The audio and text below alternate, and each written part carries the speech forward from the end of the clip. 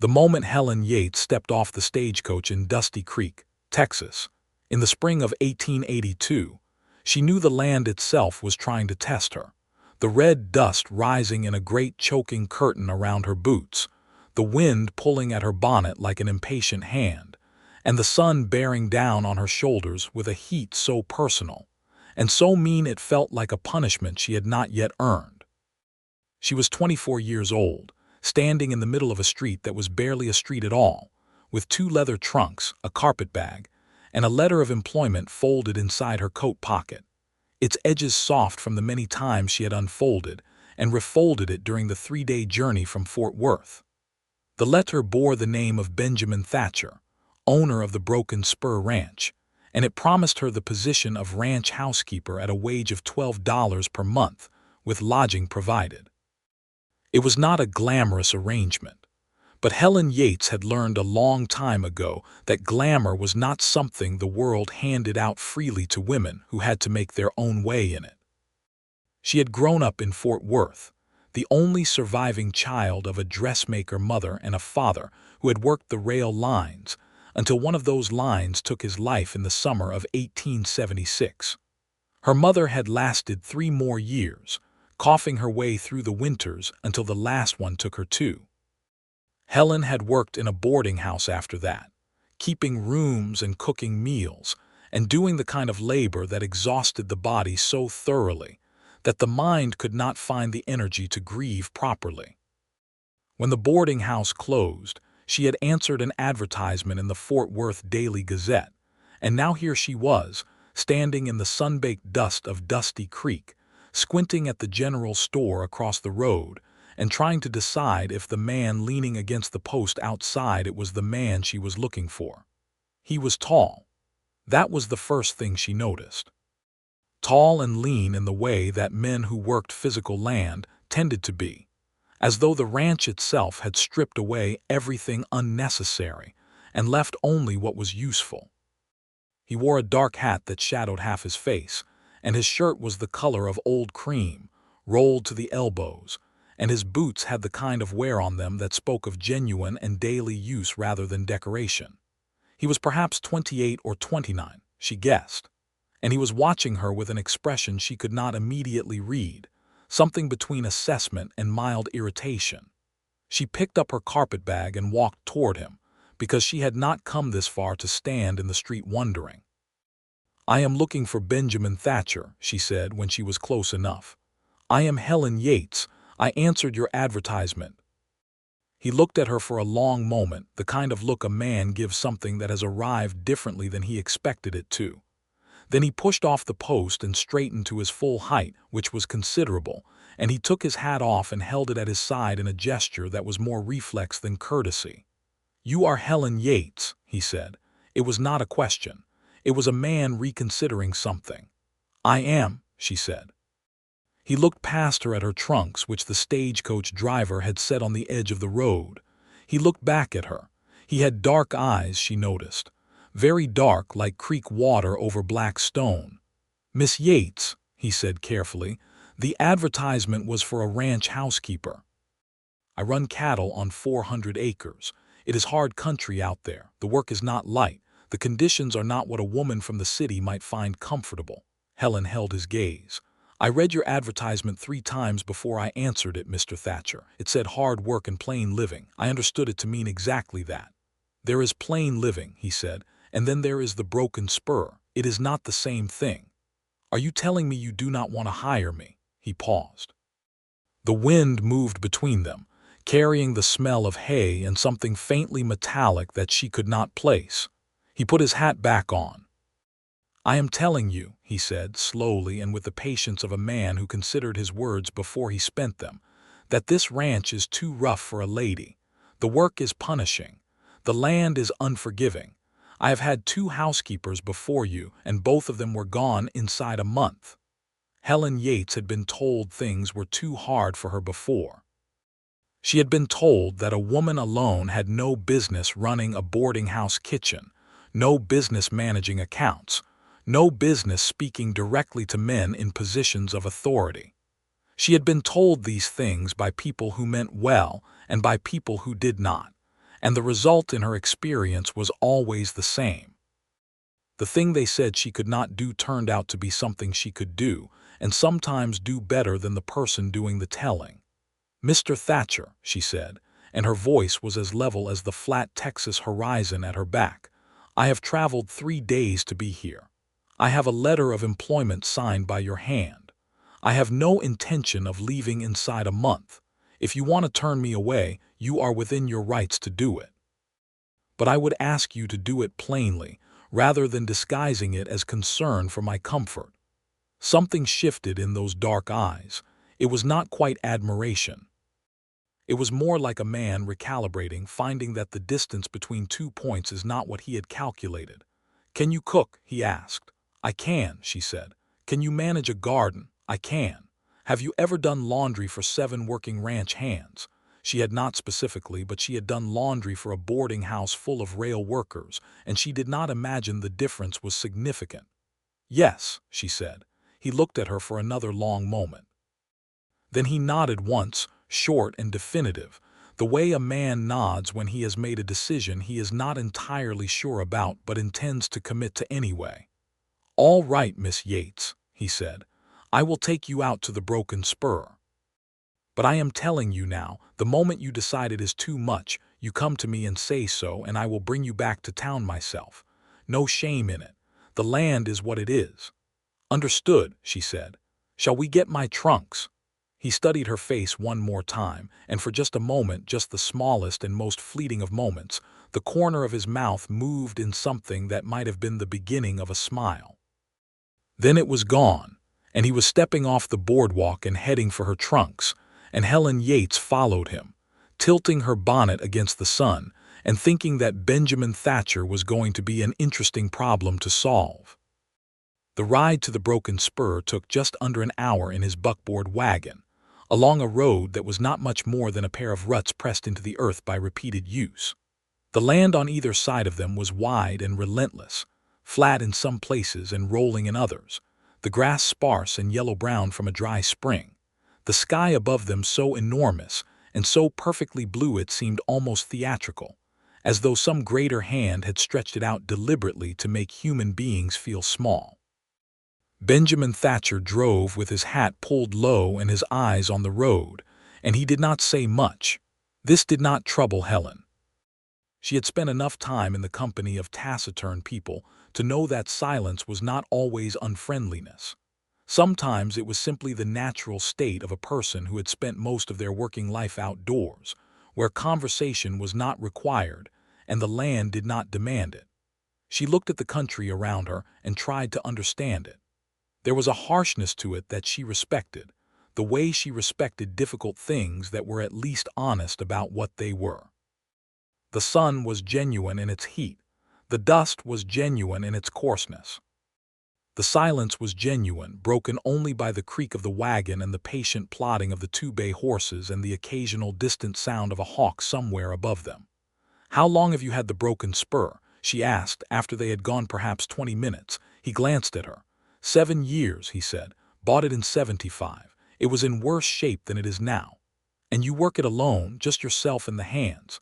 "My foreman is a man named Cole Briggs. He has been with me since the beginning. 6 other hands, some of them seasonal." He paused. "My mother was here until last year. She passed in November." Helen heard the weight behind those words. "I am sorry," she said. He nodded, looking back at the road. "She was the one who ran the house. After she was gone, the house went to pieces pretty fast. That is why I put the advertisement in." Helen understood more now.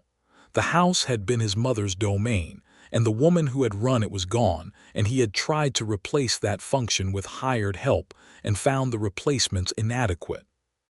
It was a practical problem dressed up in grief, and she felt a quiet sympathy for the man beside her that she had not expected to feel so quickly. "I will take good care of it," she said. "The house." He did not answer immediately. Then he said quietly, "I appreciate that." The Broken Spur came into view as they crested a low rise, and Helen's first sight of it was not discouraging exactly, but it was clarifying. The main house was a 2-story structure of wood and stone, solidly built but badly in need of paint, the front porch sagging slightly on one end, the yard around it overrun with dry weeds that had taken advantage of a season without anyone tending them. Behind the house she could see a barn, a bunkhouse, two fenced paddocks, and the shapes of cattle grazing in the far distance, small and dark against the pale grass. It was not a grand ranch, but it was a real one, a working thing, a living and functioning place that smelled of horses and hay and sun-warmed wood, and something about that realness appealed to her in a way she had not anticipated. Benjamin brought the wagon to a stop in front of the house and climbed down, and before she could manage herself, he had come around to her side and offered his hand to help her down. She took it, feeling the calluses on his palm, the firm and practical grip of a man who used his hands for actual work, and she stepped down into the yard. A man came out of the barn, wiping his hands on a cloth. He was shorter than Benjamin, with a broad chest and a sun-reddened face, and a mustache that was exactly the kind of mustache that men of the frontier grew when they wanted to convey reliability. He looked at Helen with open curiosity. "Cole," Benjamin said, "this is Miss Helen Yates. She is our new housekeeper."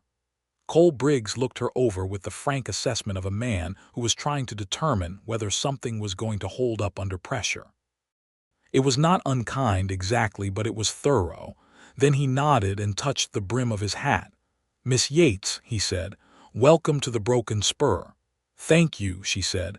"Cole will get your trunks," Benjamin said. "I will show you the house." The inside of the house was, as Helen had feared and expected, in a state of sustained neglect. It was not filthy, not the kind of neglect that came from indifference to basic sanitation, but it was the neglect of a place that had been maintained at the minimum required level for too long, surfaces dusty, curtains gray with accumulated grime, the kitchen in particular bearing the evidence of 7 men cooking for themselves over the course of several months. The stove needed blacking, the floor needed scrubbing, the pantry was disordered and the shelves were sticky with old spills, the windows were clouded. Benjamin walked her through it with a particular expression, the expression of a man who knew things were bad but had grown accustomed to them being bad and was now seeing them freshly through someone else's eyes. He did not make excuses. She respected that. "I can see the work that is needed," she said, standing in the kitchen. "I told you," he said, "rough conditions." "Rough conditions are nothing I cannot handle," she said. "I will need supplies from town, a list of what is needed for the pantry. I will need to understand the household budget. I will give you whatever you need," he said, "within reason." "Within reason is sufficient," she said. He showed her to her room, which was a small but private room off the kitchen, with a narrow bed and a washstand and a single window that faced east, which meant morning light, which Helen considered a reasonable gift from a place that had otherwise not been generous. She set her carpetbag on the bed and unpacked enough to make the room feel occupied, and then she tied on her apron and went back to the kitchen and began. That first afternoon, she worked for 5 hours without stopping, and by the time the sun was going down and the hands were coming in from the range, the kitchen was clean, the stove was blacked, the floor was scrubbed, and there was a pot of salt pork and beans on the stove and cornbread cooling on the counter, and the smell of it had transformed the house from a place men passed through into a place men came home to. Cole Briggs stood in the kitchen doorway and sniffed the air with an expression of undisguised appreciation. "Lord above," he said, "something smells like a real meal." "It is," Helen said. "Sit down." 7 men sat around the long table in the dining room, and Helen served them, and they ate with the focused enthusiasm of people who had been subsisting on inadequate food for too long. There was not much conversation. There rarely was, she would learn, among working ranch hands at the end of a long day. But there were compliments, offered awkwardly but sincerely, and Benjamin Thatcher, sitting at the head of the table, looked at his plate and then briefly at her, and something in his expression said, quietly and without fanfare, that she had surprised him. She noticed it. She did not react to it, but she noticed it. The days that followed were long and full and satisfying in the way that substantial work can be satisfying when you are not afraid of it. Helen Yates had a system, and she applied it. She was up before the sun to start breakfast, had the kitchen aired and the stove hot by the time the first hands were stirring in the bunkhouse. She had the beds made and the downstairs swept by mid-morning. She had bread set to rise by 9. She tended the kitchen garden, which had gone wild but not beyond saving, and she found satisfaction in restoring order to it, pulling the weeds that had colonized the vegetable rows, mending the fence where rabbits had gotten in, replanting the sections that were beyond recovery. She did laundry on Tuesdays and Thursdays, heating the water herself and working through the pile of shirts and denims and socks with a speed and efficiency that Cole Briggs, who had apparently assumed the task would take longer, watched with open admiration from across the yard. The hands accepted her quickly and without complication, the way practical people accept things that improve their daily lives.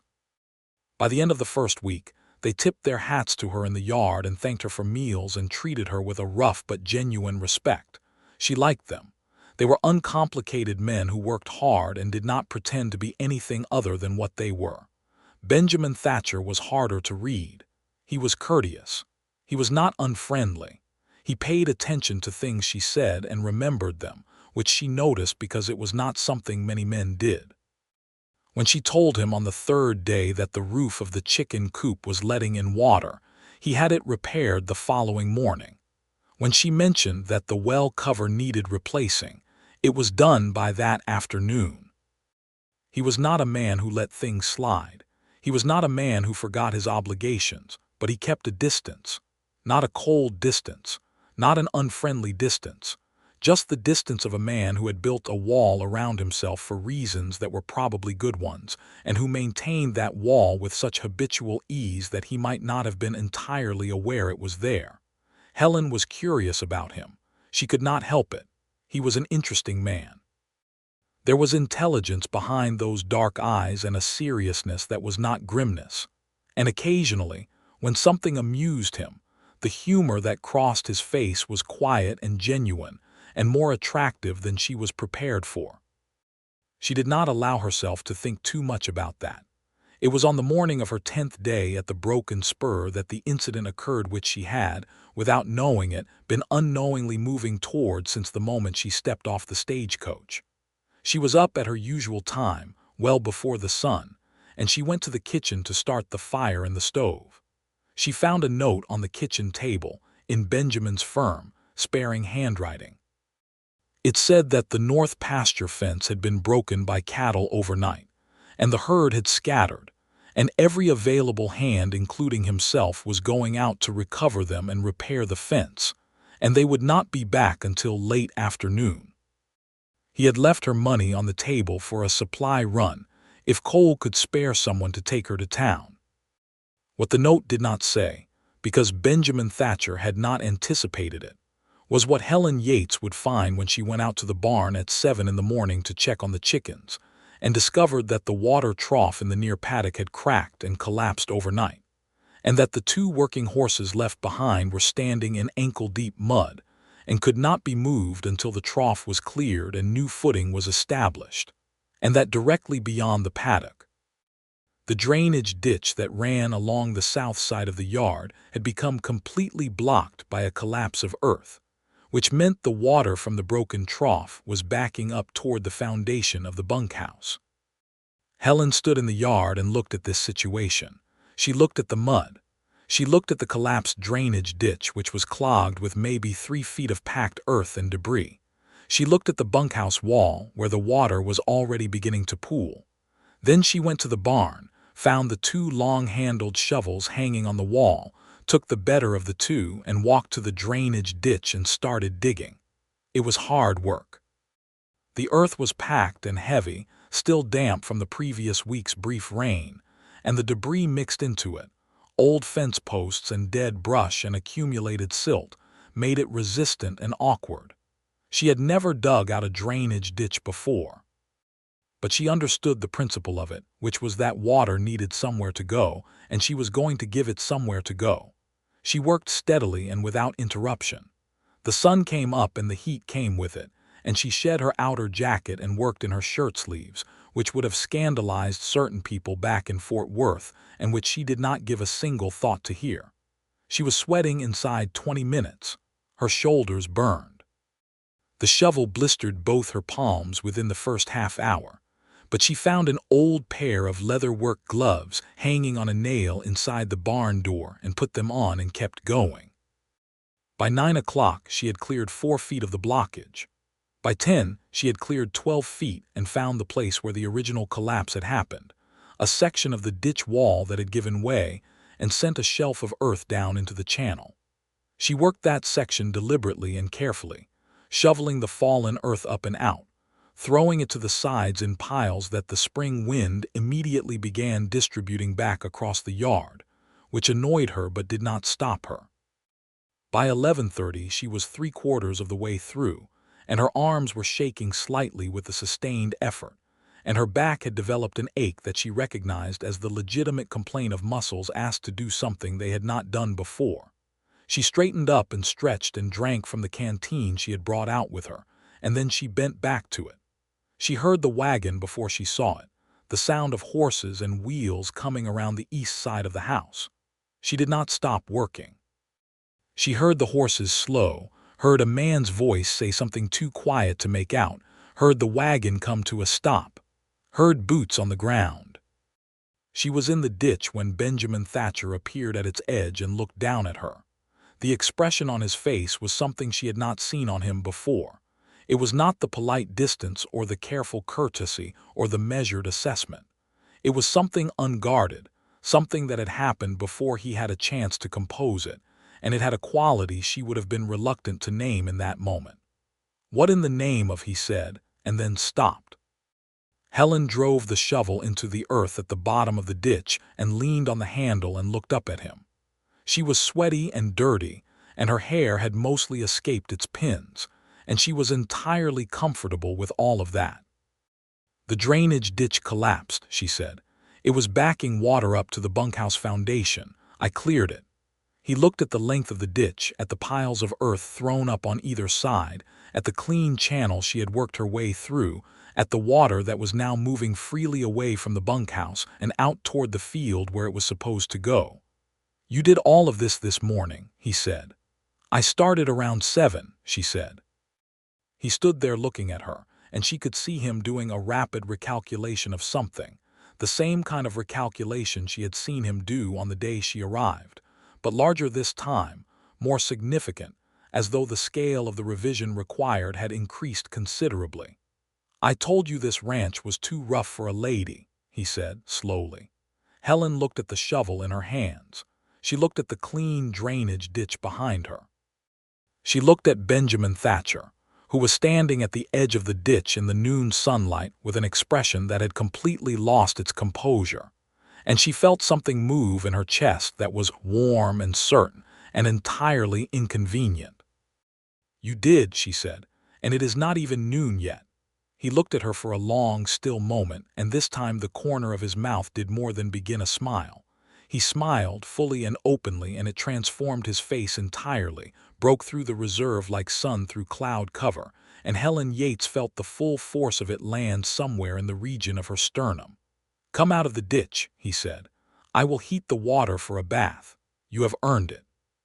She handed the shovel up to Cole Briggs, who had appeared beside his employer and was staring at her with an expression of pure and uncomplicated admiration. And Benjamin reached his hand down into the ditch and she took it, and he pulled her up. And for a moment they were standing very close together, close enough that she could see the dust on his eyelashes and the set of his jaw. And then he stepped back and the moment passed, and he was handing her her jacket and telling her she had done a good job. And his voice was slightly different from usual, slightly lower and less careful, as though he had forgotten for a moment to maintain the customary distance. Cole shook his head. "I have been on this ranch for 7 years, he said to nobody in particular, and I have never seen that ditch clear in less than an afternoon with 2 men working it. Benjamin did not say anything to that, but he looked at Helen one more time, and the look lasted longer than it needed to. That evening after supper, when the hands had gone back to the bunkhouse and the house was quiet, Benjamin came to the kitchen where Helen was washing the last of the dishes and stood in the doorway with a cup of coffee in his hand. "I owe you an apology," he said. Helen did not turn from the wash basin. "Which one?" "What I said, about the ranch being too rough for a lady." "That was not an apology," she said pleasantly. "That was the identification of something you want to apologize for. The apology itself tends to come after." There was a pause, and then he made a sound that was unmistakably a quiet laugh. It was the first time she had heard him laugh, and she found that it was a good sound, low and genuine and slightly surprised, as though he had not expected to make it. "You are right," he said. "I am sorry, Miss Yates. I made assumptions I had no right to make." She turned to look at him then. He was leaning in the doorway with his coffee and his dark eyes and the lamp light doing something warm and interesting to the angles of his face, and she thought that she was going to have to be very careful about Benjamin Thatcher, for reasons she was only beginning to understand. "Apology accepted," she said. "Would you like more coffee?" He would. He sat at the kitchen table, which was not something she had seen him do before, and she refilled his cup and sat across from him with her own, and they talked. Not about the ranch particularly. They talked the way people talk when they have been in close proximity to each other for a week and a half and have been studiously avoiding discovering what the other person is actually like. He asked about Fort Worth. She told him about her parents, simply and without asking for sympathy. He listened the way he did things, with complete and quiet attention. She asked about his own family, his history, how he had come to be here with 400 acres of Texas at the age of 29. He had grown up in Kansas, he told her. His father had been a cattleman there, a good one, but the land had been sold when his father died, and Benjamin, who was 22 at the time, had taken his inheritance and come south because the Texas ranges were still open, and a man could still build something if he was willing to work for it. He had bought the Broken Spur from a family that was giving up on it, had rebuilt it over years of difficult work, had brought his mother down from Kansas when it was livable, and had spent the years since building a cattle operation that was modest but viable. He told this without self-pity or inflation. He told it the way a person tells a true story, acknowledging the difficulty without making theater of it. "Your mother," Helen said, "you must miss her." He looked at his coffee. "She was the one who held the house together," he said. "Not just the physical house, the spirit of it. After she was gone, the place felt different, less like home and more like a workplace." Helen understood that. She had felt something similar after her own mother died, the sense that the familiar geography of a place had remained while the essential quality that made it itself had departed. "I intend to restore some of that," she said. He looked up at her, and there was something in his face that was unexpected and a little vulnerable, a look she suspected he did not show very often. "I can already see that you are," he said. She went to bed that night with the warm feeling of a day well spent, and she lay in her narrow bed listening to the sounds of the ranch settling around her, the creak of the house, the distant low sound of cattle, the night wind in the cottonwood tree outside her window, and she thought that she liked it here, and that this was a surprise, and that the surprise had a great deal to do with the man who had tried to discourage her from staying, and was now sitting at her kitchen table at 9 in the evening drinking coffee and talking about Kansas. The weeks that followed built something between them that was careful and unhurried, and all the more real for being so. It was not the kind of courtship she had read about in the serialized novels that had come into the boarding house with the guests, full of grand gestures and declarations made in the rain. It was quieter than that and more substantial.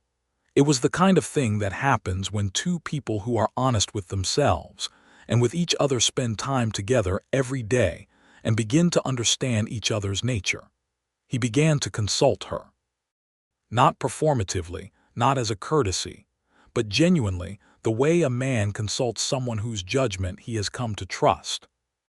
when the eastern section of fence needed replacing, and there was a question of whether to do it before or after the cattle drive to Abilene that Cole had been planning. He sat across from her at the kitchen table one evening and laid it out and asked what she thought. She had no particular expertise in fence timing, but she listened and asked questions and worked through the logic with him, and by the end of the conversation he had reached a decision, and the process of reaching it had been better for having her in it. She began to understand the ranch. Not just the house, but the whole of it, the rhythms and demands and economies of a cattle operation in the Texas Hill Country. She understood the anxiety of a dry spring and what it meant for the grass. She understood the importance of the water rights Benjamin held on the creek that ran along the southern boundary, and why the neighbor to the north, a man named Gerald Foss, had been pressing on those rights for years.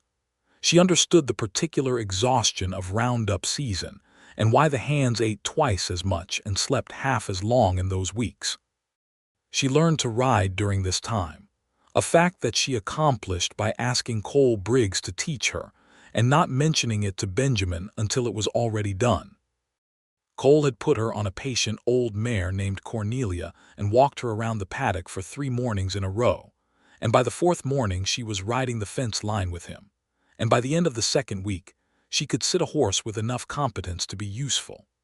Benjamin found out when he came back early one afternoon from inspecting the east pasture and found her riding the fence line with Cole, and he pulled his horse up on the ridge and watched her for a moment before he came down. He did not look displeased exactly. He looked the way he sometimes looked at her. That expression that she was beginning to learn was the one he wore when something had confounded his expectations again. "Cole," he said when they rode back to the barn together, "you have been teaching Miss Yates to ride." "Yes, sir," Cole said, entirely unrepentant. Benjamin looked at Helen. "Why did you not ask me?" "Because Cole was available," she said, "and I did not see any reason to trouble you with something that was straightforwardly managed." He was quiet for a moment. "Can you handle Cornelia on the open range?" "Yes." He considered this. "Then I would like to take you out to the north pasture tomorrow morning," he said, "and show you the full extent of the ranch. If you are going to understand this place, you should see all of it." It was the most generous thing he had said to her, and she recognized it as such, not the words but the meaning behind them, the admission that she was part of this place now and deserved to understand it fully.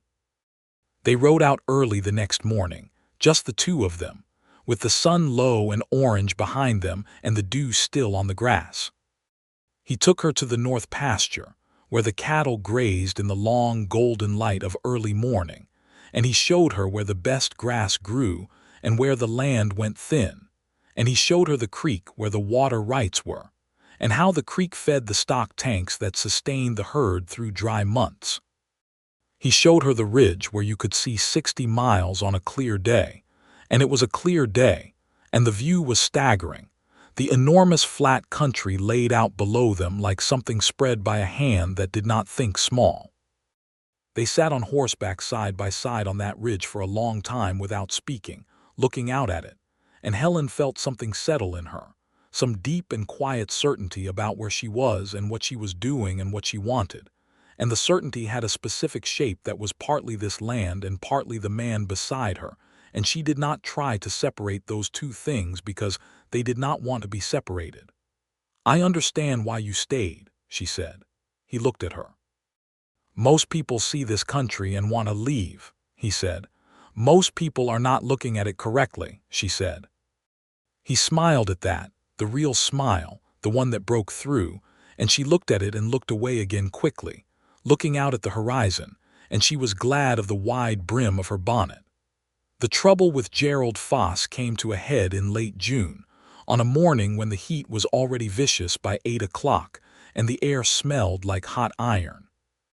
Helen was in the garden when she heard the sound of hooves coming fast up the ranch road, and she straightened up in time to see a rider she did not recognize come tearing into the yard at a pace that indicated urgency. The rider was one of Foss's hands, a young man with a white face and wide eyes, and he did not dismount before he started talking. He said that Gerald Foss had sent his men to the creek that morning to divert the water flow, had set a temporary dam of logs and rock across the creek upstream of the Broken Spur boundary line, and was claiming that the water rights document Benjamin held was improperly registered and therefore void. Benjamin was in the barn when Helen came to find him and relay this, and she watched the expression on his face go through several things in rapid succession, none of them good, before settling into a kind of controlled and deliberate stillness that she recognized as his version of fury contained. "Cole!" he called out, and Cole appeared from the far side of the barn immediately. "Saddle up. Foss has blocked the creek." Cole said something under his breath that was not complimentary about Gerald Foss's lineage or character and went to saddle the horses. "I am coming," Helen said. Benjamin looked at her. Do not say it," she said. "Not today. I know this ranch as well as anyone, and if there is a legal dispute about water rights, you are going to need someone with a clear head and good memory for details. I have read every document in that filing box in your office, including the water rights registration. I know what it says." He stared at her. "You read the documents in my office filing box?" "I was organizing the office last month." "I organize things by reading them." "Yes, I did." The corner of his mouth moved despite everything. "Of course you did," he said. Then, after a breath, "All right, come." They rode to the creek with Cole and two of the hands, and they found what the writer had described: a rough dam of logs and river rock and packed dirt thrown across the creek bed on the Foss side of the boundary line, and the water already backing up behind it, and Gerald Foss himself sitting on his horse 20 yards away, watching them arrive, looking the way men look when they have done something they know is wrong and have committed to it anyway. Foss was 50 or so, heavy and red-faced, with the kind of confidence that came from years of being the biggest operation in a given territory. He had 3 men with him. He looked at Helen when she rode up, and his expression went through the same sequence that men's expressions often did when they found her somewhere unexpected, but she had stopped being interested in those expressions some time ago. "Thatcher," Foss said, "I've been meaning to talk to you about these rights." "You have had 7 years to talk about it," Benjamin said. His voice was even, but it had an edge in it that Helen had not heard before. "That dam needs to come down, Gerald. Today." "My lawyer says that registration has a defect," Foss said. "Date notation is wrong on the secondary filing, makes the whole thing irregular." "Your lawyer is mistaken," Helen said. Foss looked at her. "Who is this?" "This is Miss Helen Yates," Benjamin said, "who manages the Broken Spur household and who, it appears, has read every legal document I own. Miss Yates." Helen had spent the ride to the creek reconstructing what she knew of the water rights document in her mind. It was not a complex document. It had been filed with the county land office in 1876, the registration dated in April of that year, with a secondary confirmation dated in September. If Foss's lawyer was claiming a date notation defect, he was likely pointing to a clerical error in the September confirmation, which had been written by a registrar who had a habit of abbreviating the year. "The secondary filing date," she said to Foss, "is September 14th, 1876. The registrar at the county land office in that year was Thomas Hadley, who abbreviated the year as 76 in some documents and wrote it long in others. Both are accepted practice. The primary registration is unambiguous, and primary registration controls in water rights law in this state. There is no defect." Foss stared at her. His 3 men stared at her. Cole Briggs, to her left, made a sound that was not quite a laugh but was adjacent to one. "How does a housekeeper know water rights law?" Foss said. "I read," Helen said simply. Benjamin looked at Foss and let the silence work for a moment. "That dam comes down today, Gerald," he said. "If I have to take it to the county registrar and let him sort it out, I will do that, and you know as well as I do how that will go. Or you can take your men and pull those logs out right now, and we call it what it was, a misunderstanding." Foss was a practical man, if not an honorable one. He looked at the dam. He looked at Helen. he looked at Benjamin. He looked at his own hands, who were showing no enthusiasm for conflict. "Pull the dam," he said to his men. Then he turned his horse and rode back toward his own land without another word. They rode back to the Broken Spur in the late morning light, and Helen was aware that Benjamin was riding close to her, closer than was necessary on an open trail, and that he kept looking at her sidelong with an expression she had difficulty categorizing except as something between wonder and something considerably warmer. "Thomas Hadley," he said after a while, "the county registrar. I noticed his name on several documents," she said. "People have distinctive habits of notation. I observe things." "I know you do," he said. They rode in silence for a moment. "Helen," he said. It was the first time he had called her by her first name without the miss, and it landed differently than she expected. Not like an accident, like something he had decided. She looked at him. "I am glad you came off that stagecoach," he said. "I am glad you did not go back to Fort Worth when I told you the ranch was too rough." Her heart was doing something that was not quite dignified, but she held his gaze. "So am I," she said. They looked at each other for a long moment on that open trail with the Texas sun high and hot, and the horses walking at their own pace.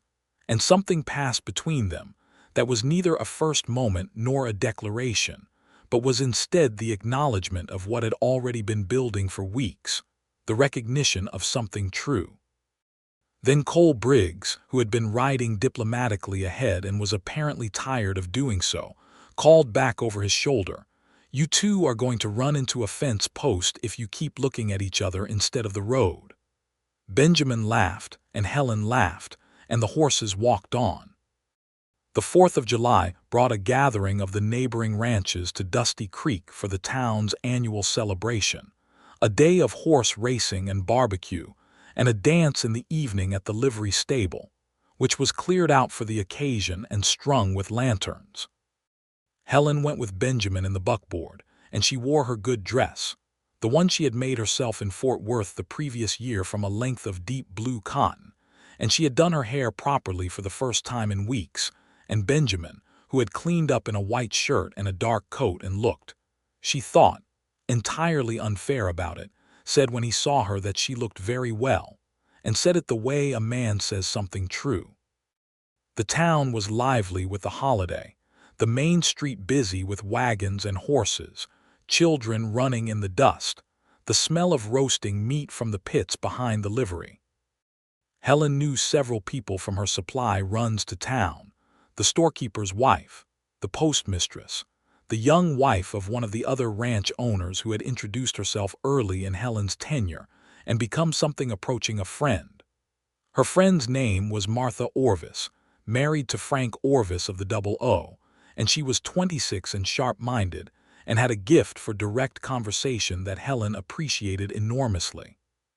Martha found her within minutes of their arrival and took her arm and pulled her through the crowd. "You look like a different person," Martha said, looking at her with a grin. "I am the same person," Helen said. "I am wearing a different dress." "It is not the dress," Martha said meaningfully. "It is the expression." Helen chose not to pursue this particular line of conversation and redirected it toward the barbecue, which was substantial and excellent. Benjamin was in demand at the celebration, the way a man is in demand when he is respected by his community, drawn into conversations and consultations and friendly disputes that required his attention in various corners of the event. Helen watched him from across the yard, watched him talk and laugh and shake hands, and she thought about how a person reveals their nature in public settings, how you see the parts of them that are hidden in private.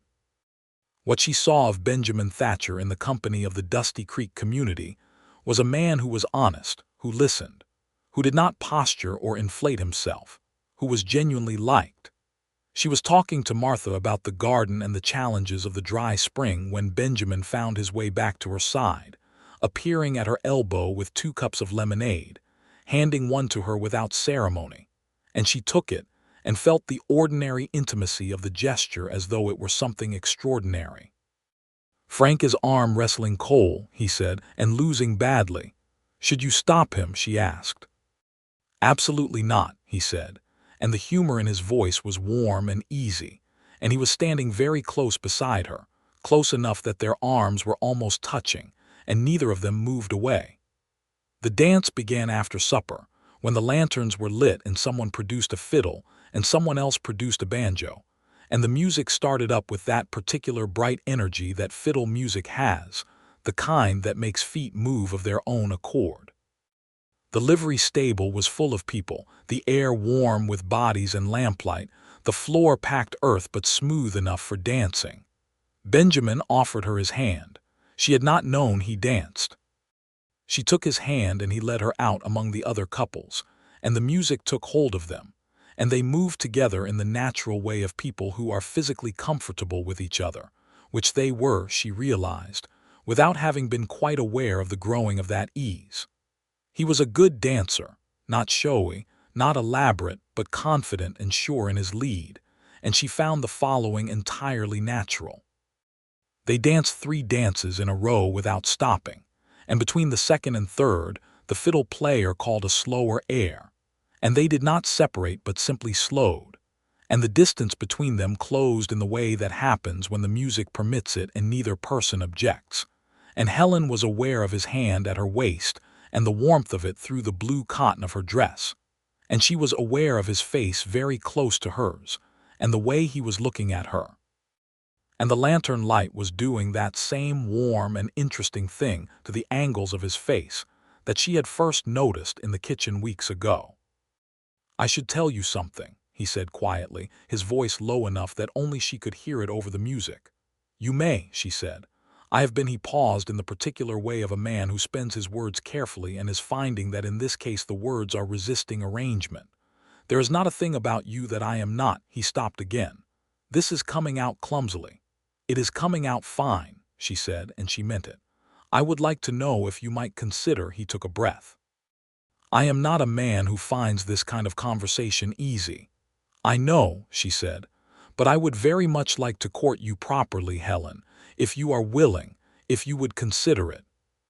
She looked at him, at the earnest and slightly vulnerable expression on a face that was usually so composed, at the effort it had cost him to say that directly, and she thought that she had been moving toward this from the moment she climbed out of the drainage ditch and looked up at his astonished face in the noon sun, and probably before that, and that the only honest answer to what he was asking was the true one.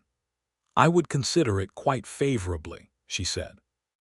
The relief on his face was so unguarded and so genuine that it made her chest ache in the best possible way.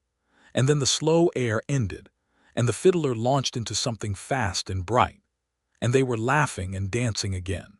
And Martha Orvis across the room caught Helen's eye and raised her eyebrows, and Helen looked away before the smile on her face could become completely uncontrollable.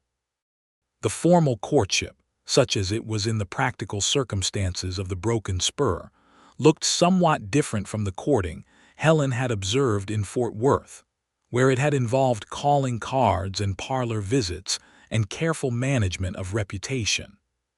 Here it looked like Sunday rides after the week's work was done, like the lengthened conversations at the kitchen table that now had a different quality, like the particular attention with which he listened to her, and with which she listened to him, like the fact that he brought her wildflowers one morning, not from anywhere special, just from the pasture edge where something yellow was blooming, and left them on the kitchen table without comment, but watched from the doorway to see when she found them.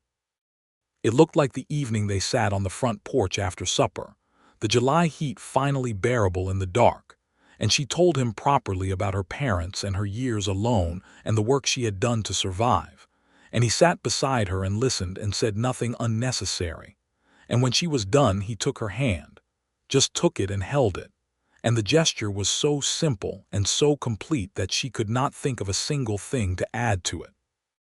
It looked like the morning he came to her with a problem about the fall cattle shipment, a complicated negotiation with the buyer in Abilene, and she sat across from him and worked through it with him, 2 people who thought well together and knew it. And when they had solved it and she rose to go back to the kitchen, he caught her hand and held it for a moment and said, "I do not know what I did before you were here." And his voice was quiet and real, and she carried that sentence with her for days. In August, a letter came from Fort Worth. It was from a distant cousin of her mother's, a woman named Edith, who wrote to say that a small sum of money from her mother's estate had finally been resolved after years of legal entanglement, a matter of back payment from the rail company that had employed her father, and the sum was now available to Helen. It was not a grand sum. It was $120, but it was Helen's, free and clear. She told Benjamin about it over supper that evening, and he listened, and then he was quiet for a moment, and then he said something that she would think about for a long time afterward. "That money is yours," he said. "All of it. I want you to know that I am not mentioning it because it changes anything. It does not change anything." She looked at him. "What do you mean?" "I mean that what I feel for you has nothing to do with what you own or what you bring to this arrangement," he said. "I want that clear." She thought about that for a moment. "I know that," she said, "but I appreciate you saying it." He nodded. "I have something I want to ask you," he said, and then he paused, and she knew from the quality of the pause what was coming, and she set her fork down and gave him her full attention. He was not a man who did things with extravagance. He had not prepared a speech. He looked at her across the supper table in the kitchen of the house that had been a neglected shell in April and was now a genuine home, and he said what was true. "I love you, Helen. I have been trying to find the right time to say it, and I have concluded there is no right time, and the only thing to do is say it." A pause. "I would like you to marry me.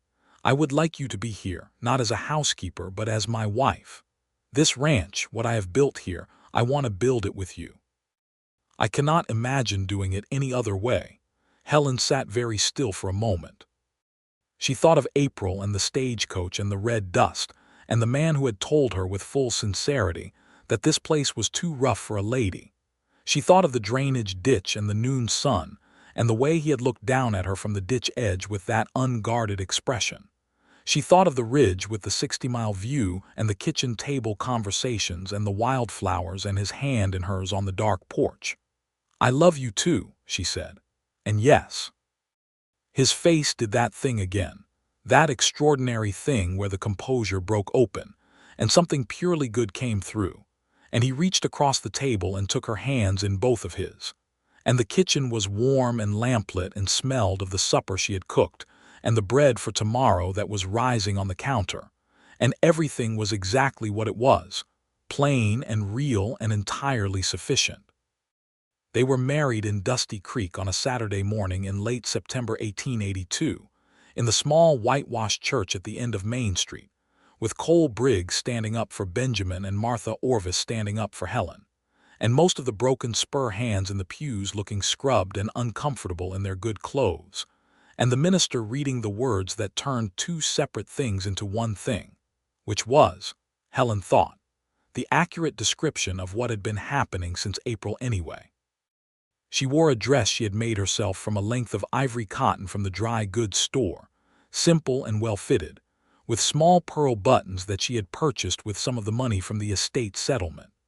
Benjamin wore his best coat and a clean white shirt, and looked at her when she came down the aisle with an expression of such unabashed and complete love that Martha Orvis, to Helen's left, made a quiet sound that was not quite a sniffle but was heading in that direction. The celebration after was at the Dusty Creek Livery again, the same space where they had danced in July, now decorated with autumn wildflowers and bunting, and there was food and music and dancing, and a great deal of the goodwill that a community extends to a marriage it approves of. Cole Briggs made a toast that was short and sincere, and made Benjamin look down at his boots for a moment in a way that Helen found entirely endearing. They went home to the Broken Spur in the evening, the two of them in the buckboard, and the ranch was quiet in the blue September dusk, the cattle distant and peaceful, the cottonwood tree by Helen's former bedroom window already beginning its autumn change, the first yellow leaves fluttering in the gentle air. Benjamin lifted her down from the buckboard, and instead of setting her down he stood holding her for a moment, and the ranch was all around them in the quiet evening, and she put her arms around him and pressed her face against his shoulder. "Welcome home, Mrs. Thatcher," he he said. She lifted her head and looked at him. "It has been home for some time," she said. He kissed her there in the yard in the September dusk, and the horses stood patiently, and the cottonwood moved in the light wind, and somewhere out in the pasture, a calf was making the soft sound that calves make when the evening comes and they are looking for their mothers. The first winter of their marriage was hard, as Texas winters could be, the cold coming down from the north in December with a ferocity that surprised people who thought of Texas as perpetually warm. The pipes in the kitchen froze twice. The cattle needed supplemental feed. 2 calves were lost to exposure in a week of particularly savage weather in January, and Benjamin rode out in the worst of it with Cole and the hands to bring the herd closer to the ranch, coming back each evening covered in frost and exhausted in the deep way that cold work makes a person exhausted.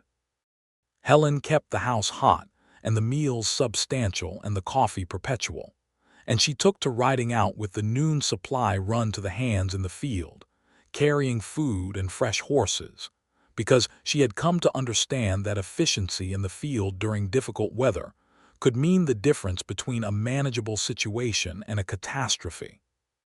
She navigated the cold range on Cornelia, who was steady and sensible in adverse conditions, and the hands received her arrival with the particular gratitude of men who have been cold and hungry for hours.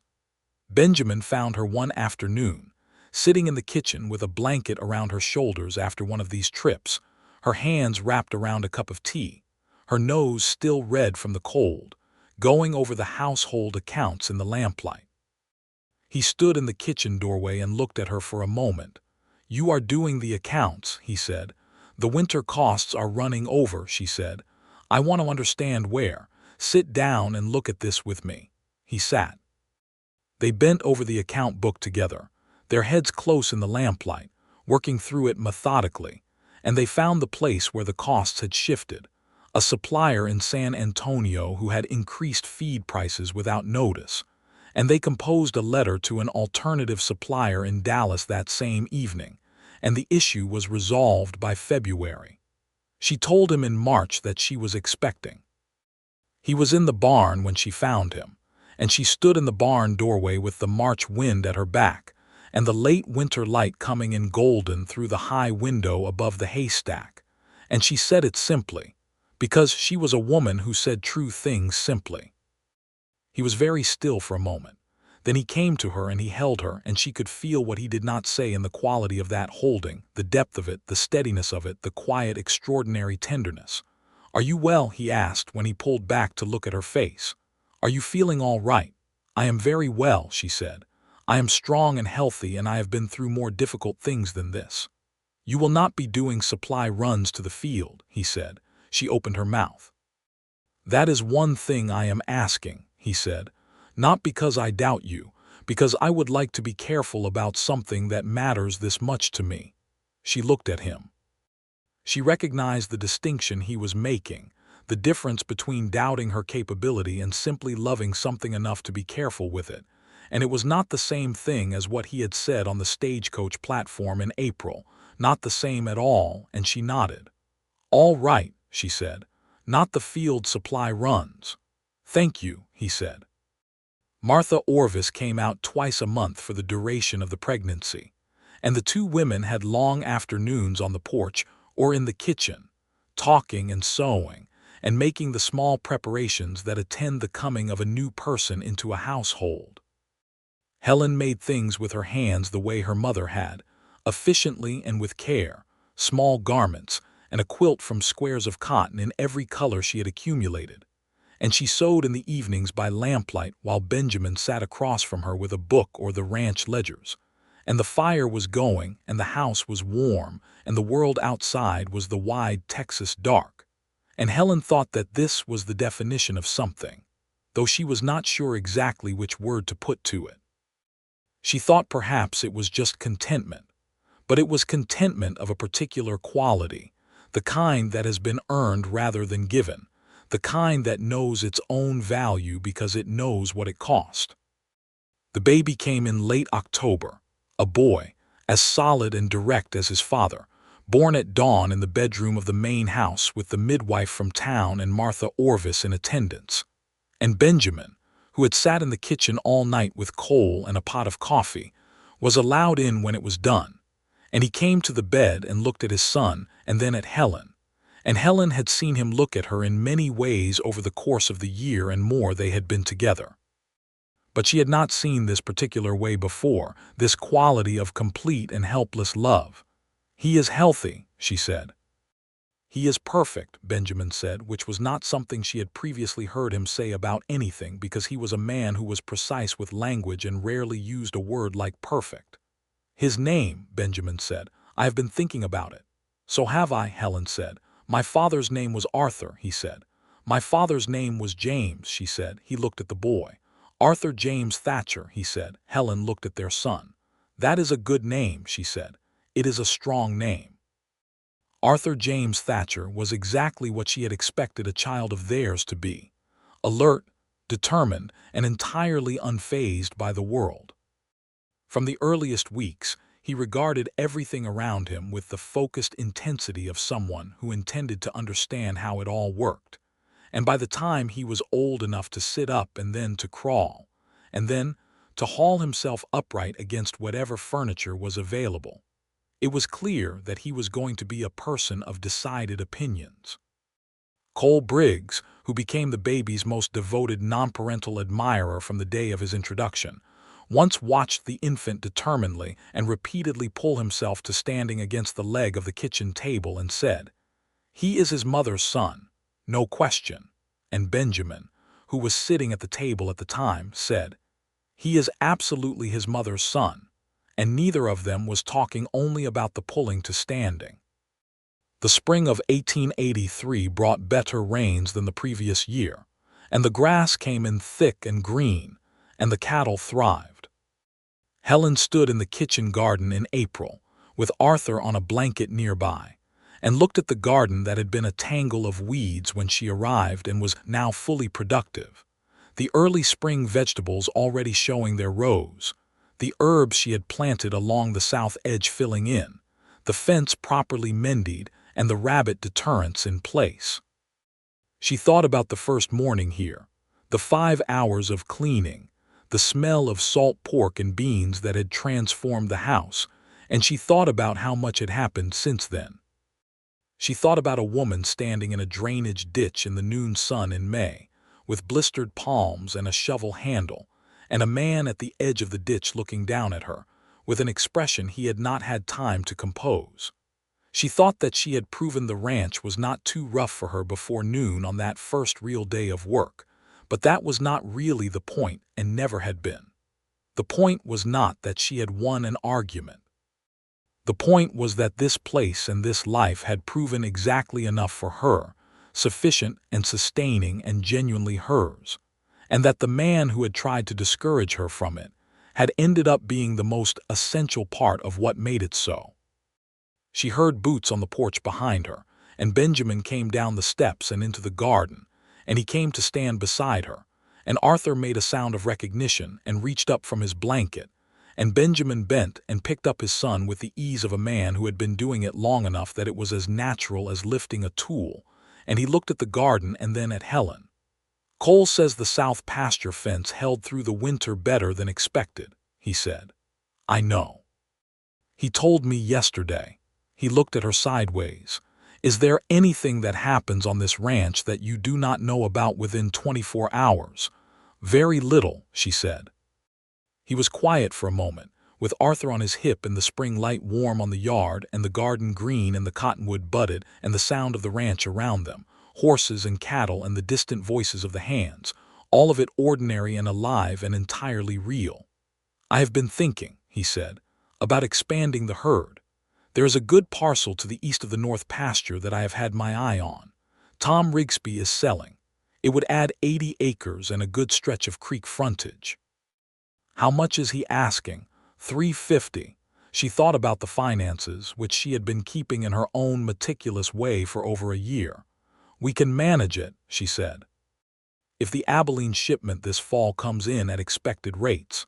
"That is what I calculated," he said, "but I wanted to hear your assessment."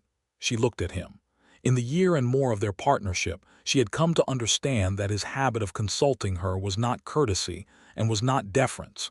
It was the genuine and considered trust of a man who had found someone whose mind he respected and who had the sense to make use of that. "Make the offer," she said. 80 acres of creek frontage is worth managing the risk." He nodded. "All right." A pause. "Cole will think we are being rash." "Cole will think it is a good decision once the herd is grazing it," she said.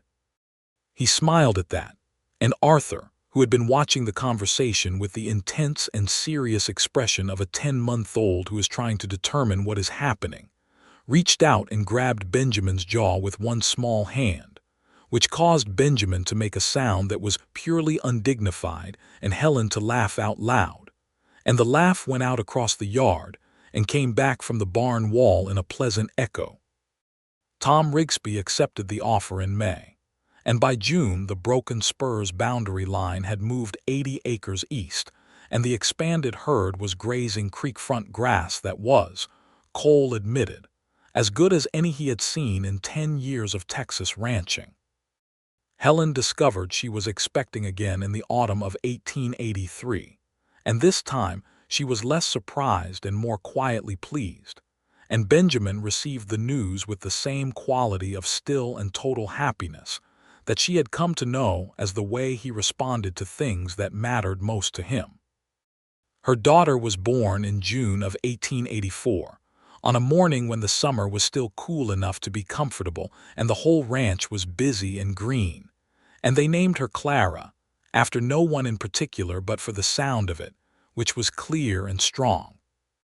Clara turned out to have her mother's directness and her father's dark eyes, and an opinion about everything from the very beginning, and Cole Briggs, meeting her for the first time at 3 days old, said she had the look of someone who was going to cause considerable productive trouble, and he was right.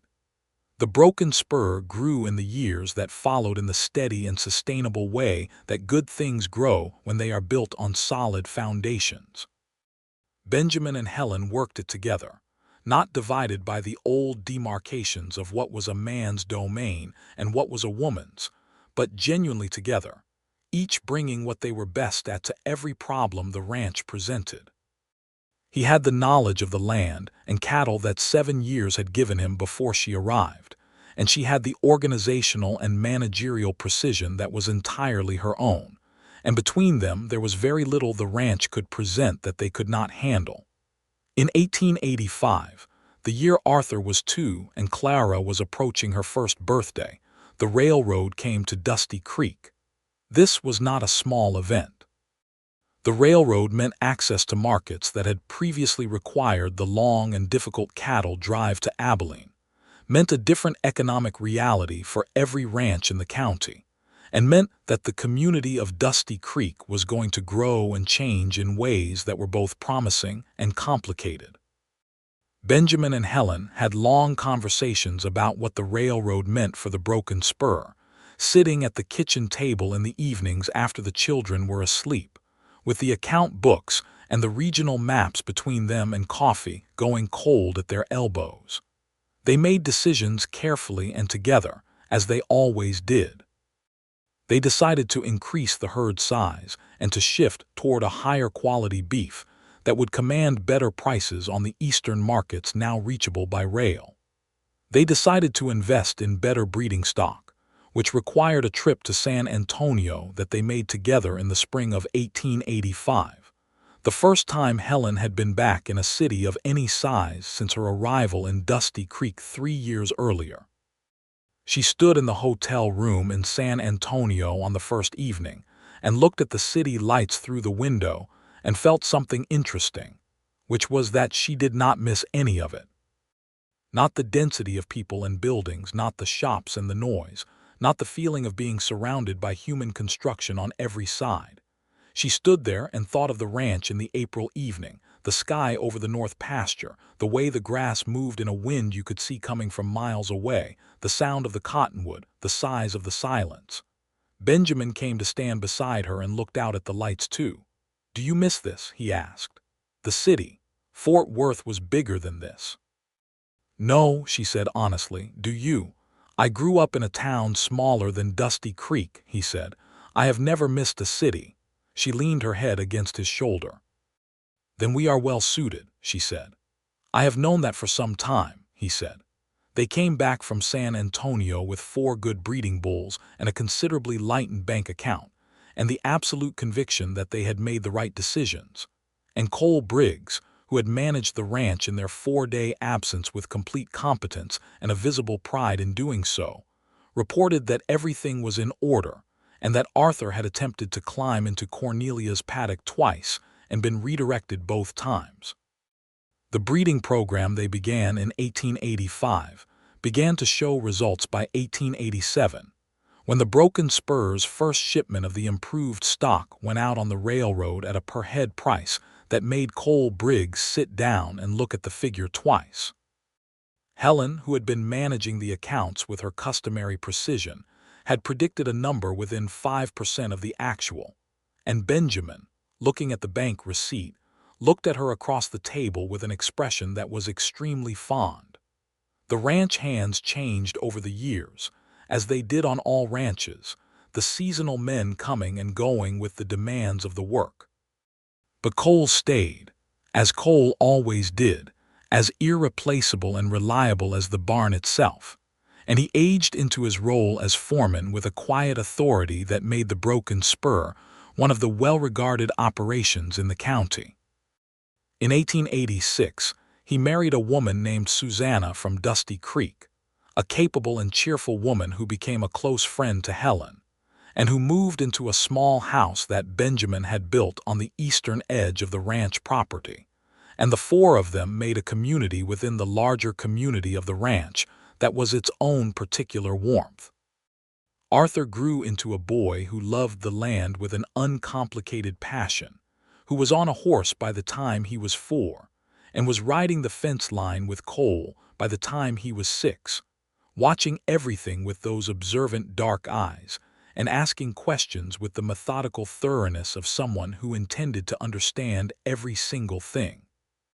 He was his parents' child in the most complete sense, with his father's steadiness and his mother's precision, and when he was still very young, it was clear that the Broken Spur had found its future.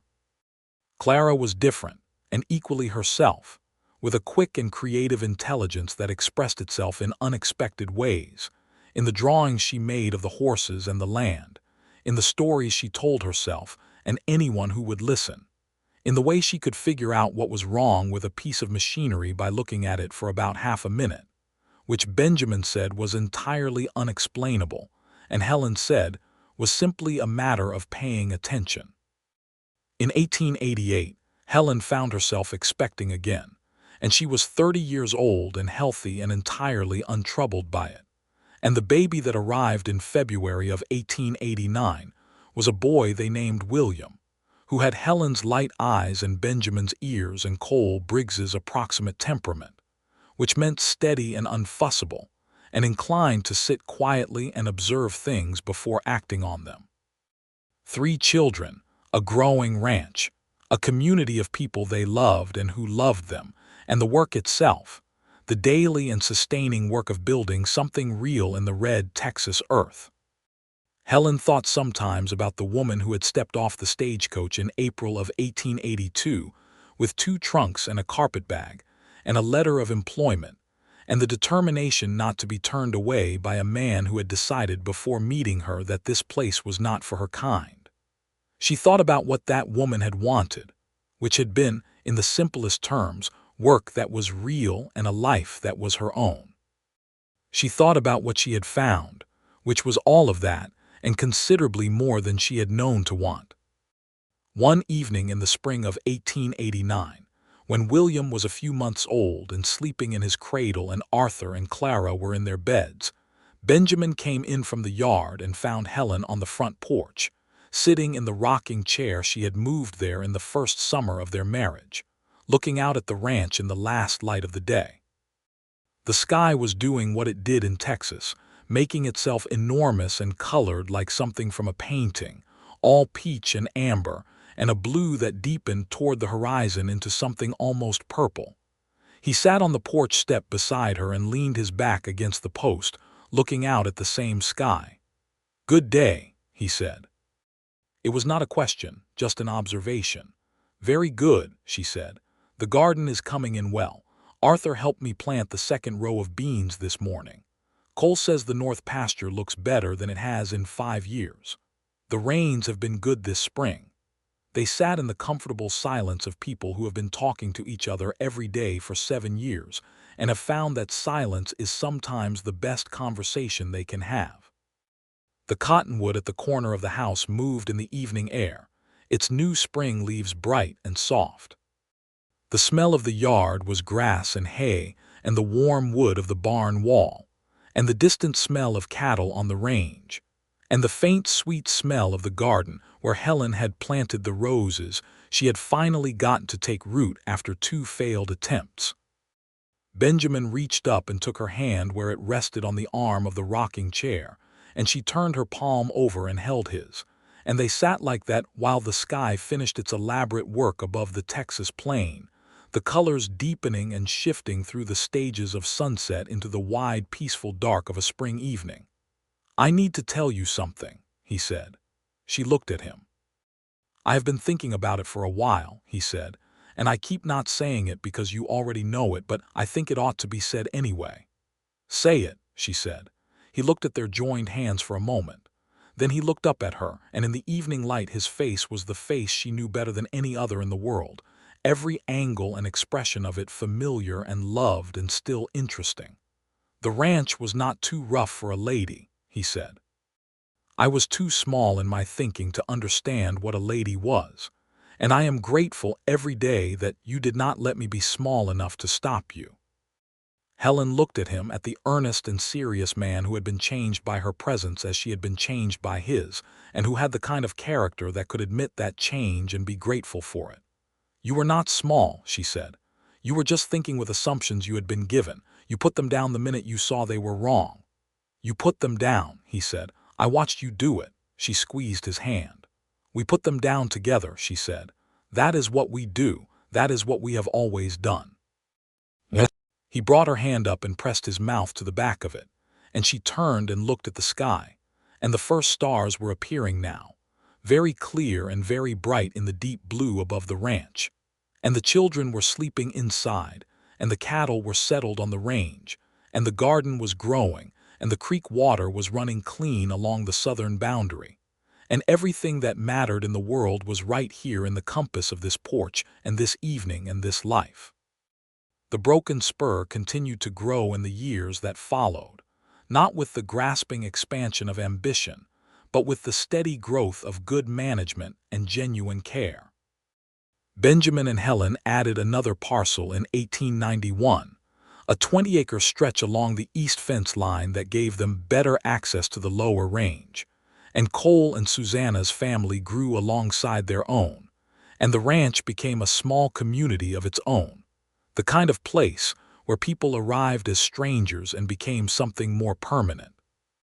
Arthur, by the time he was 10, could read a range condition and make a sound assessment of a head of cattle as well as most grown men who had been ranching for years, and he followed his father through the work of the ranch with the devoted attention of someone who is learning the thing he intends to do with his life. Benjamin taught him everything, holding nothing back, proud in the quiet and deliberate way he was proud of everything he loved. Clara taught herself to read from her mother's books before she started school and arrived at the Dusty Creek schoolhouse already ahead of most of the other children, which the teacher, a patient young man named Mr. Ellery, regarded with the mixed feelings that teachers have about children who complicate the assumed order of things.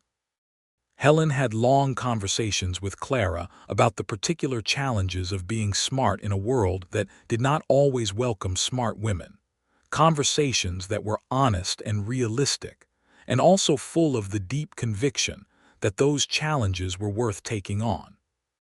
William grew into his temperament, quiet and thoughtful and mechanically gifted, the child who could fix anything and who followed Cole Briggs around the barn with the focused attention of a natural apprentice.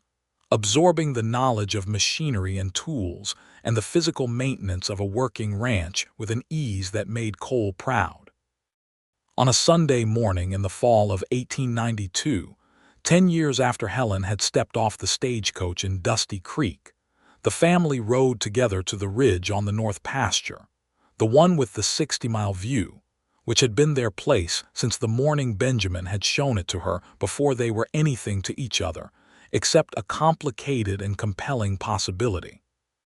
They rode together, all five of them, Benjamin and Helen and Arthur and Clara and William, and they sat on their horses on the ridge and looked out at the country. The country was the same country it had always been, vast and indifferent and completely itself. The grass was the autumn gold and brown it became each year. The sky was the blue that Texas makes in October, deep and sharp and absolute. The range stretched out in every direction, and somewhere in the middle of it, not visible from here but present in every direction she looked, was the Broken Spur, 400 acres that had become 500 and then 600 with the additions, the house with its new paint and the porch repaired, and the roses that grew every summer along the south wall, the barn where Cornelia still lived at an advanced and comfortable age, the garden that produced enough each year to feed the whole ranch and put up preserves through the winter. "Mama," Clara said, "why do you always get that look when you come up here?" Helen looked at her daughter, who was 9 years old and had her father's eyes and her mother's directness and the combined good sense of both of them. "What look?" she said. "Like you are thinking about something from a very long time ago," Clara said. Helen looked at Benjamin, who was looking at her with the expression that was still, 10 years later, the one she loved best, the open and unguarded one, the one that had no composure and needed none. "I am thinking about the first time I came up here," she said, "with your father before we were married."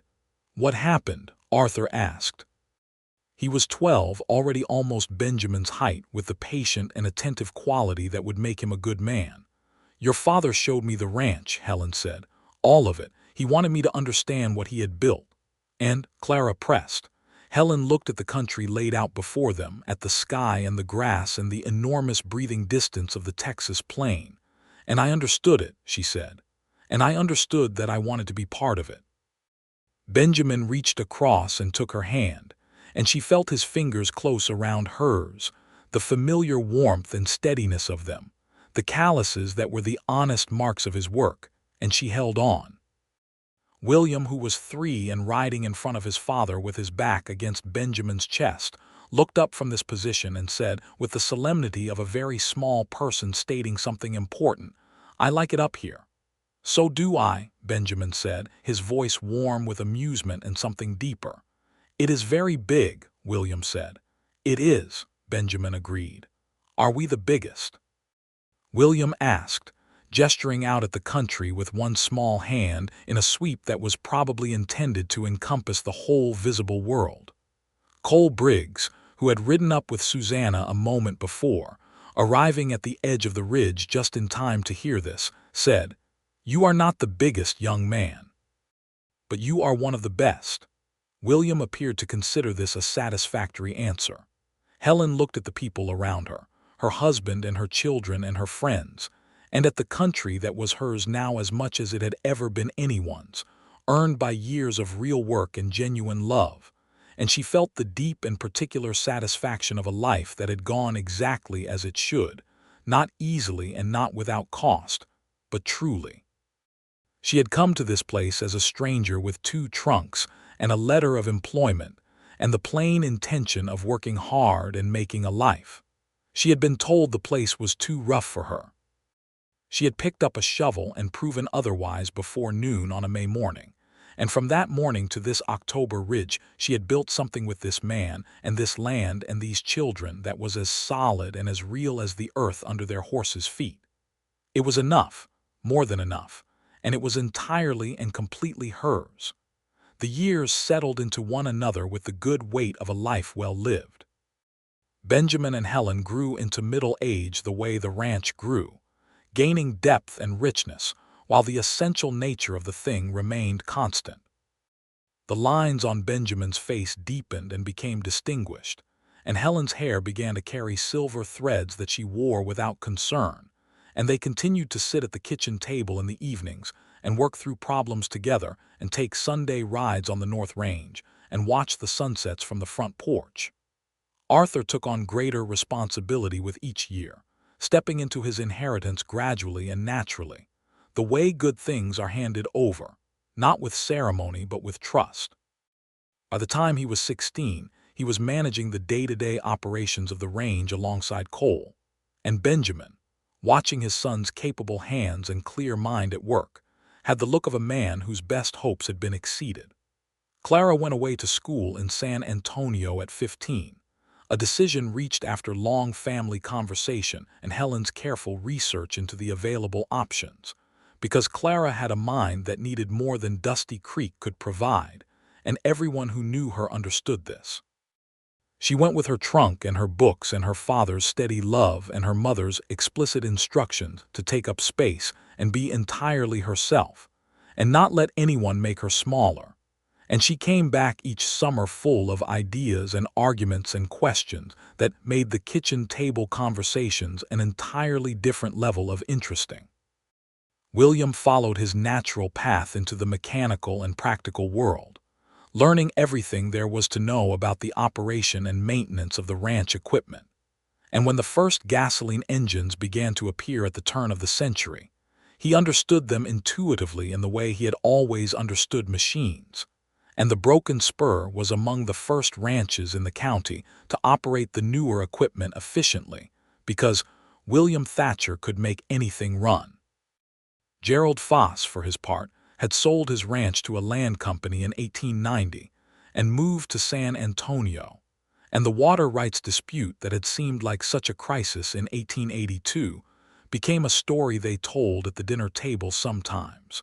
Cole contributing his memory of Helen in the ditch at the edge of the water with her sharp accounting of the water rights law, and the telling always made everybody laugh, and the moral was always the same, which was that Helen Yates had arrived at the Broken Spur knowing what she was doing, and anyone who had doubted it had found out quickly.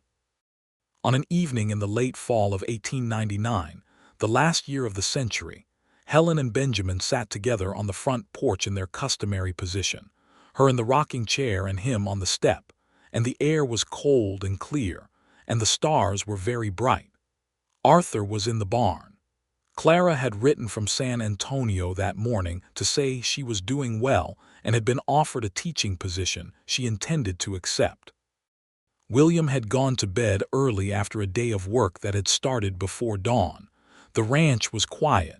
The cottonwood had gone bare for winter. The roses had been cut back for the season. Helen looked at the stars for a long time. Then she said, "We have had a good life." Benjamin did not respond immediately, the way he never responded immediately to things that deserved to be considered. "We have had an extraordinary life," he said. She looked at him. The lamplight from inside the house was coming through the window behind him, and the cold outside air was coming from the dark in front of them, and he was in the middle of it, exactly where he had always been, solid and true and thoroughly himself. "I was 24 years old," she said, "standing in the street in Dusty Creek with my trunks, wondering if the man leaning against the post was you." "I was wondering," he said, "if the woman who had come off the stagecoach looking like she was going to take the world apart was the person who had answered my advertisement for a housekeeper. And," she said, he smiled, "and I thought I was probably in some kind of trouble." "You were," she said. "Absolutely the best kind," he said. She reached out her hand and he took it, and they sat together in the cold, clear night of the last year of the century. Two people who had built a life from nothing but honesty and hard work, and the particular grace that comes when the right people find each other in the wide and unforgiving country and choose to stay. The Broken Spur stood around them, solid and real and entirely itself. The house with its warm windows and its painted porch and its south wall roses, the barn with its patient horses, the garden ready for spring, the range stretching out in the dark, the creek running along the southern boundary with the water rights that were unambiguous and uncontested and entirely theirs. Everything had a home. Everything was as it should be.